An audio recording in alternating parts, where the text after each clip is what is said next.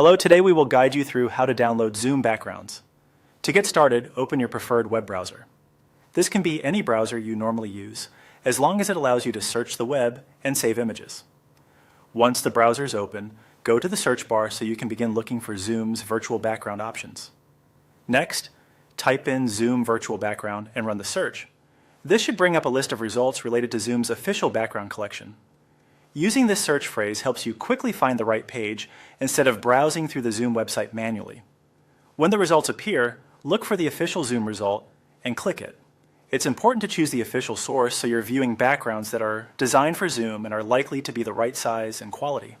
This also helps avoid downloading images from unofficial or low-quality sites. After opening the page, take a moment to browse through the available background options. You'll usually see a selection of images designed for different styles and settings, such as professional spaces, simple designs, or more creative scenes. Scroll slowly and choose something that fits the look you want for your meetings. Once you find a background you like, click on that sample background to open it more clearly. This can make it easier to view the image and confirm that it's the one you want to save. If the preview opens larger, that's helpful because you'll be able to download the image more confidently. Now place your cursor over the image and right-click on it.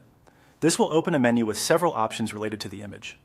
If you're using a trackpad or device without a standard mouse, use the equivalent gesture for a right-click. From that menu, click the option to save the image. Depending on your browser, the wording may be slightly different, but it will usually say something like Save Image As. After selecting it, choose a folder on your computer where you can easily find the file later, such as Downloads or Pictures, and then confirm the save. Once the image has been saved, you're all set.